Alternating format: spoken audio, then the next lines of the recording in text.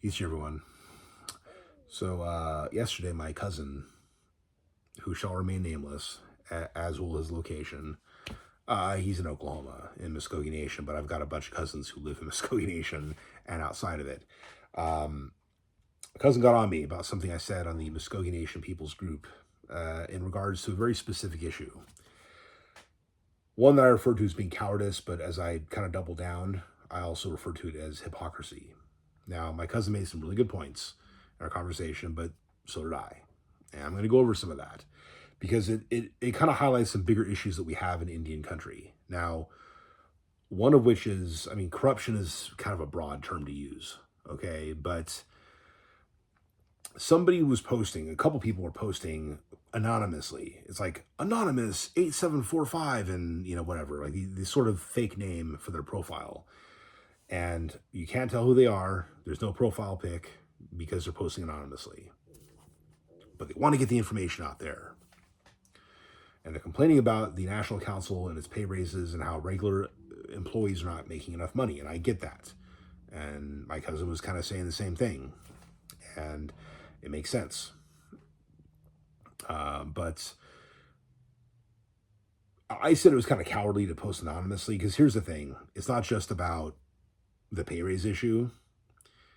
It's about the fact that you have a lot of people who are posting about all sorts of issues and they're doing it anonymously. Now, personally, I've been threatened by members of the Freedmen, the Creek Freedmen, whether it's individuals who are officially connected on a roster with the Muskogee Creek Indian Freedmen Band or a different one, or maybe they're just Freedmen descendants who are choosing to attack me through Facebook Messenger. I've been threatened, okay? And I don't back down, okay? I don't. So, too damn bad, okay? But here's the thing. Half the time, they're not using their real names, or they are using real names, but they're not using an actual real picture of themselves. Or there might be some obscure picture, and it's like, okay, that's how I know it's a Freedman, because they're black, and they're very defensive about the Freedman issue, and they're not showing any other pictures, and they have all these, like, Walbo Hotep, you guys know what I'm talking about, right? All the Black Pretendian type of stuff, or pictures of their dog, or their favorite sports team, and it's like the picture of the person might actually be like their dad or their grandfather, I don't even know, but in any case, it's obvious that this is a Freedman descendant sending me threats. Okay, it's not just one; it's happened a couple times. So, yeah, it's cowardly. And then on the issue of the Freedmen and the Supreme Court and all that, people are posting anonymously, and it's like, why are you so scared? Okay. Now, my cousin pointed out it's easy for you to say you live 1,500 miles away, and he's right. I do. And maybe I don't work for the nation, and maybe my job's not in danger, and but he's also saying how people are, like they speak out, and like the Light Horse Police will take their families away, their kids, and it's like, then I have to like push back on that a little and say, yeah, but like maybe people shouldn't do drugs. If they're not doing drugs, they're probably not going to, like a lot of people are doing drugs and they get the kids taken away, and that's a real thing. So, I mean, I didn't get much pushback when I told him that. So, because I think he knows better. I mean, we know some similar people and circumstances. And so I think he knows that I'm not wrong about some of the stuff I'm saying. But I also mentioned, look, people don't have to work for the tribe. They can get jobs in the private sector, and they may have to move away. They may have to travel for work. It sucks, but, it has to happen sometimes. And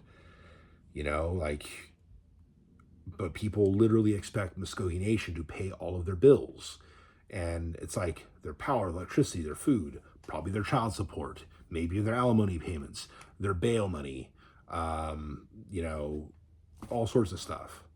And it's like, do they think that the tribe is just made of money? And do people in the tribe really think that the federal government is just made of money? Like, all the notes that are printed up for every single bill, that's all accounted for as part of the national debt. I mean, eventually, that's all supposed to get paid back. Ideally, we would zero it out or something. But no, instead, we're dealing with inflation and deflation. And so you couple that with poverty in certain areas, and it's like, man, you know, people literally expect the chief to pay for all this stuff. I mentioned how a couple years ago, people were protesting the chief because they wanted more COVID money. And some guy was like, yeah, I don't care if the person's a quarter, an eighth, a 16th, whatever. I just want a chief that's going to, like, help us out. I need this and that. It's like, okay, so we need this and that. Okay, but the people are expecting all their bills to be paid for. And like, to Principal Chief David Hill's credit and Second Chief Del Beaver, I mean, they went out there and they talked with the people about stuff, try to see if they can figure something out. But when they're saying, well, you got all these vans, you should sell the vans and pay the people. And then even one of the fellow protesters is like, no, we need the vans. It's like, okay. Well, and then like the person that seemed to be the voice of reason within the protest was also going off and like, trying to defend going to the casino with some of their personal money that they get from the COVID, stimulus. And I was like, dude, come on, don't pull this shit. You want extra money from the chief and from the tribal government so you can go to the casino? Fuck that. See, gambling addiction is a major problem in the nation as well. I know that we have some of our funds, maybe a lot of our funds come from the casinos. And yeah, a bunch of money disappeared this last year. And we don't know exactly where it went. Allegedly, it was like 25 million. I don't know if it's true or not, but that's what I've heard. Okay. I'd like there to be more oversight. And I talked about a lot of this stuff with my cousin because these are real things, apparently. You got people that say there's no help for a full blood like me. They won't even get their son his California birth certificate so he can become enrolled in the tribe. He's a full blood. And he's not even a citizen because his mom won't get his birth certificate from California, his state certified birth certificate. Okay. I did for my son. He's a citizen. He's not a full blood. Okay. So you got people that are like complaining, and it's like, I told them, like, people, like, I did everything my Aunt Arlene told me to do to get Creek Nation Contract Health over in Okemah at the hospital. I called them whenever I need. I called them like a week before my appointment. I would call them to make sure that the referrals went through. I did this every single time because she told me to, and because if I do everything that I'm supposed to do, they will help you. But you got people that won't. They will not make the phone calls. They think it should all be done for them. And then they don't get help. Okay? And they wonder why. Okay? I even applied to DHS because Muskogee Nation told me to. I applied for food stamps because they told me to. I did everything they told me to do so I can get the help I needed medically. I mean, I did everything they asked me to do. Okay? So, yeah, I mean, no help for a full blood like me, she says. It's like, no, the help is there. You just aren't doing your part to get the help. I get that her family life was pretty messed up, but, and she worked hard, but, you got to take some personal accountability for some of this stuff. Okay. And that's the thing, is personal accountability is a major problem in Indian country and definitely in our tribe.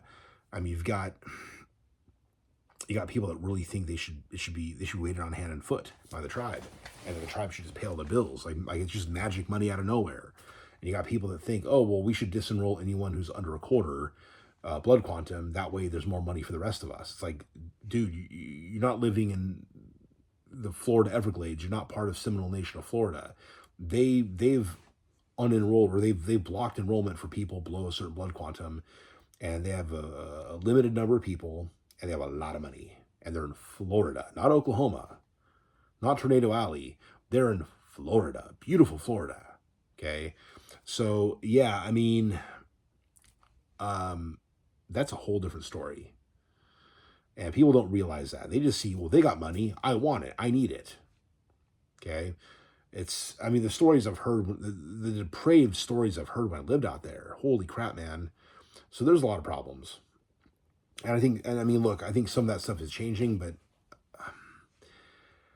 a lot of this is old news, over a decade old at this point, but that doesn't mean it doesn't still happen.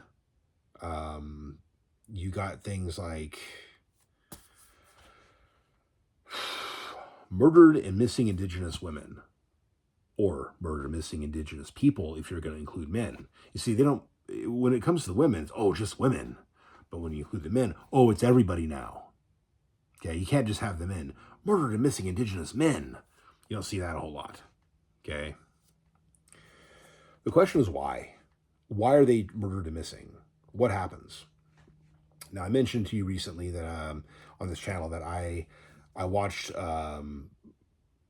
Reservation Dogs, which I very entertaining, you know, right? But you look at Laura Dana's character, she runs off. She takes not just her money, but the money of all of her friends. Okay. What does she do then? She gets together with a chick that beat up her friend, Bear, and they run off into the sunset. Their car breaks down. They get picked up by some weird white dude, and then they later on kind of they get chased while trying to steal some other, you know, cowpoke's car, and they find some white lady finds them who's divorced, and she helps them, and then they steal her car. Okay. And then it's like, I have to think, how much of this stuff is made up? But how much of this stuff might be real? Okay, like, people do stupid crap all the time, and you wonder, like, you have to wonder, because I've had conversations online with people in the tribe who've been through domestic abuse. It's one particular situation. And I'm not a therapist. I haven't always made perfect decisions in life, but I understand common sense. A lot of people don't. A lot of people in Indian country do not have common sense, apparently. So there's this guy, I think he's a Canadian native, who an ex-girlfriend or ex-wife wrote some very disparaging things against them in her book. And my comment was, these things better be true, because if they're not, she can get sued. And then this person chimed in and was just like, boom, boom, boom, boom, boom, all this stuff about her relationship and how this guy was abusive, and she knows what it's like. And so I had to ask her a bunch of questions. And what I realized at the end of the day was, she was in this bad relationship, but she also made the relationship bad by staying in it, basically. She stayed in a bad relationship, and she got beat, but she also used to attack this guy. When he cheated on her, she actually threw a cell phone at his face. Okay? She physically attacked him, I think in other ways as well, if I recall. And at one point, she even tried to stab him to death. She admitted to me that she tried to kill him.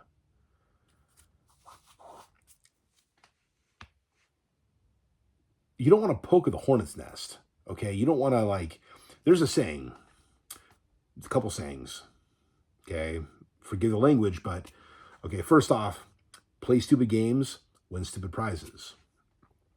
Fuck around, find out, basically. And if you don't fuck around, chances are you're not going to find out. I told her, well, the best thing would have been to just get out of the situation. Leave the guy. If you have to get out of town to get away from him, leave town. If family can't help you, there's women's shelters out there. Now, look, I had a friend out there in Oklahoma who had been in a relationship where the guy was abusive, and she had actually gone into the shelter. What did she do? She came back home to that guy, the father of her children, because she just couldn't get enough of him, I guess. Even though he was abusive and overbearing and all that stuff, she couldn't get enough of him. I don't know what to say. I mean, you can't make this stuff up, okay? And this woman kept going back, this other woman kept going back to the very abusive guy, and then finally got away, didn't tell the next girlfriend who she was friends with. It's like, some friend. It's like, yeah, this guy was beating the crap out of me, right? And then he does the same to that chick. What does she do? She goes and testifies against him. about what happened to her, and they go to the courtroom wearing ribbon dresses together. Ooh, solidarity. That's wonderful. Except maybe you should have told your friend, hey, this guy was an abusive piece of crap. But I also kind of, poked at the hornet's nest because I tried to stab him to death and, all this stuff. And maybe you got to be careful because he is abusive, but I'm not going to tell you because I don't want to get in the middle of it. Okay. But then let's be sisters in solidarity at the courthouse with our ribbon dresses on. Can't make this stuff up. Okay. Muskogee Nation years ago had this, in the Muskogee News, there's this march against dating violence. And I know I've mentioned it here before, and I think of that and I go, okay, who's beating who? Initially, you assume it's the guy beating the girl, right? Because we always think that guys are wife beaters and that women are just innocent little princess angels, right? Well, there's plenty of abusive women out there, and there's a lot of very volatile Native women. So I have to wonder, who's abusing who? By the time it gets to the cops, they all assume it's the guy who did it. But what if it's the woman initiating all the abuse? And then when she gets smacked back after throwing stuff at him, not that I'm saying it's okay to smack a woman, I'm just saying, use your common sense, sweetheart. Okay, don't do this. Be smart. Don't be stupid. Come on. The problem is this. Women see this abuse happening in the household.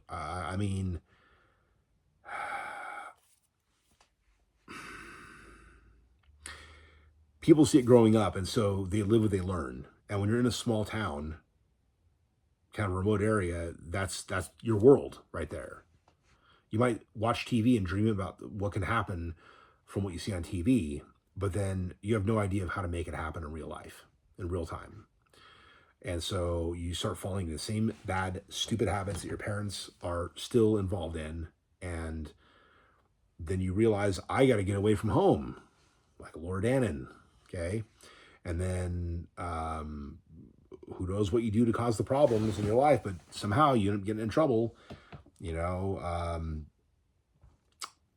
Some people get involved in drugs and they go to California to rehab, and then no one ever sees them. And all of a sudden, people are posting stuff on Facebook saying, oh, this person disappeared, last seen in Henrietta or Wewoka or whatever, right? And it's like, okay, well, what happened? Why did they disappear? People are focused on, let's get them back. Well, yeah, that's great. Let's do that. Okay, 100%. But why did they leave? What happened? Why are they missing? The truth is they leave voluntarily most of the time, and then they disappear. Now, I don't know how many of these volatile women who watch their dads beat their moms and watch their moms try to stab their fathers, who end up growing up thinking they can do that, and they mess with the wrong person and they bury them. Or how many of these guys, they watch their moms sleeping with all these different dudes. They think it's okay to hit on a chick who has a boyfriend or a husband. And so some Native actor with a ponytail hits on some white chick. Her boyfriend's like, no, screw that. Beats the shit out of him, cuts his ponytail, leaves him lying dead. No one ever finds the perpetrator, right? Or whatever, right? Or maybe they find the alleged, that's a specific story I need to get better details on, but you get my point. People do stupid things like this, and they think there's not going to be consequences. Or they say, damn the consequences, I'll deal with them. Well, yeah, you're going to deal with them until you're dead, which won't be too long from now because you're stupid. Okay? So people say, no, it's all systemic racism. It's all, it's a system. It's like, okay, well, maybe there are problems in the system. Sure, I agree. But do you think that making the face Indian instead of white's going to fix the problem? Because there's tons of corrupt guys. My cousin's saying how, most of the Light Horse police are corrupt. I don't know if that's true or not. That's what he's saying. But he's saying that, they'll take away people's families. They choose who they want to prosecute. I don't know how true that is. I'm not saying my cousin's a liar. I'm just saying there could be some truth to that. But then again, there's a bunch of idiots out there who do drugs, and they fuck around and they find out. And they do this while they have kids, and that is absolutely stupid and irresponsible, and they shouldn't be raising kids. Sorry, but not sorry at the same time. So, yeah, I mean, why are people missing? Okay. Drugs, bad family life, no common sense, poor decision making, like all kinds of things. Maybe they dream of going somewhere else where there's more money and all this cool stuff that they don't have because they're too poor at home. They want to have all the cool stuff they see on TV that everybody else has. And I get it. You want to live not in third world America, which is very common on the reservations. Okay. But you still have to make wise decisions in life. You can't be stealing people's shit because they're going to shoot your ass. They're going to bury you. They're going to, they're going to say, oh, well, I mean, look, not all states have standard ground laws. Maybe you get shot in a state where there is a standard ground law and they say, okay, well, you broke into my home. I shot you and I was defending myself and my family and my property. And it's open and shut. Okay. And people want to complain about it and get Black Lives Matter involved in it or whatever. It's like, they don't do that for Indians so much, by the way. Whenever you have an actual black criminal who does actual criminal acts and then gets killed for it, they jump on the bandwagon and say, oh, yeah, well, Black Lives Matter, this guy was a good kid. And he wasn't. He was a criminal shitbag. And that's what happens. And then it's like, oh no, but he's one of us. So we have to politicize it based upon his skin color and try to go after the people and dox the people that did it, who were only defending their own home and themselves and their families or whatever, right? I mean, that stuff happens. You got stupid situations too where, the shooters acted like idiots. That happens too. But there's also black cops that kill white kids and white women. That happens too. And no one wants to talk about that because that wouldn't be politically convenient. Okay. But what do you do about the Indian situation? Okay. So Sons of Muskogee, it talks about personal accountability being a traditional value that they're trying to instill upon the young men.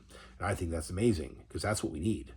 If we want to have good leadership moving into the future, there has to be personal accountability, good morals. Okay. You get rid of the morals, you create the problems. Okay. Drugs creates immorality, which creates the problems. Okay. It's not just drugs though. You have people that are just not good people. So anyhow, a lot of problems in Indian country. And we fix it by taking personal accountability. We take a personal moral inventory of what we have done in our lives and see what we can do to fix the problem by changing ourselves. And then move forward and try to help others do the same. But people say, oh yeah, well you did this too. It's like, yeah, I did, but it screwed my life up. And that's why I'm telling you this. When people who are former drug addicts or who are drug addicts but recovered say, look, this ruined me. This destroyed my whole life. That's why I'm telling you. You should listen to them. You shouldn't just say, oh yeah, well you did it too. So you know what I'm saying? Because people will do that as an excuse to keep doing the same bad, stupid shit they're doing. Okay.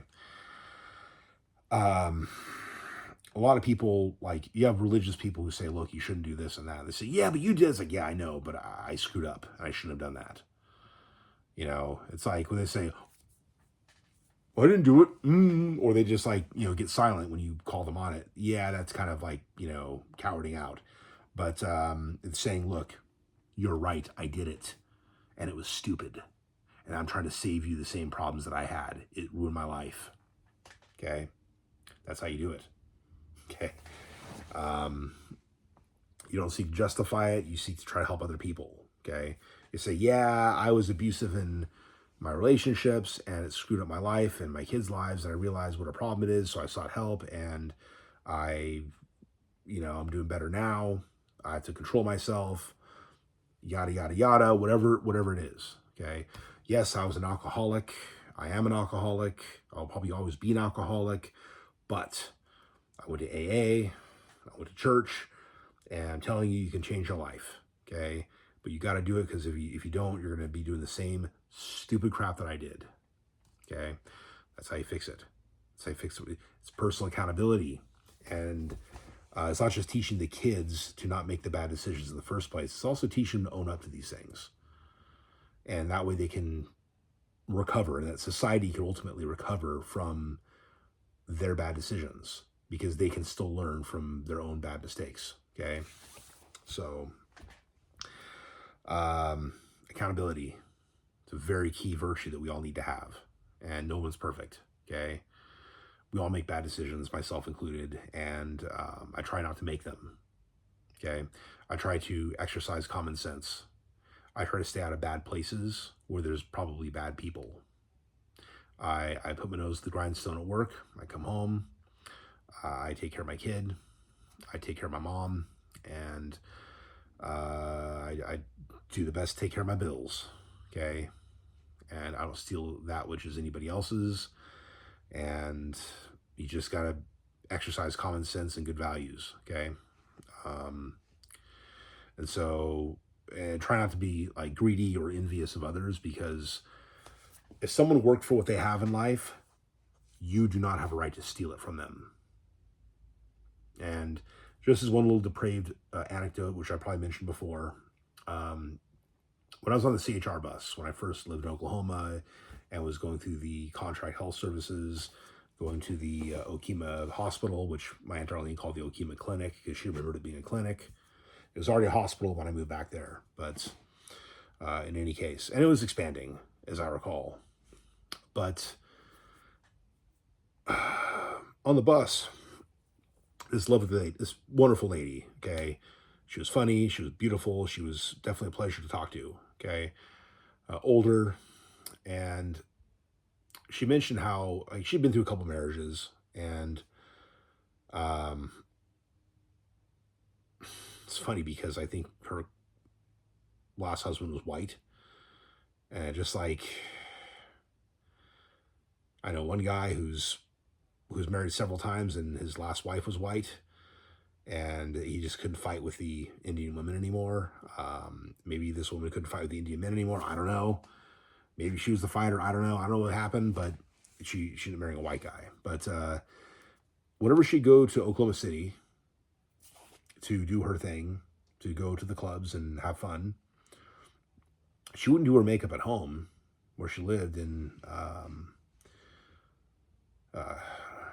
don't know if this will give her identity away, but let's just say she lived in Wetumpka, okay?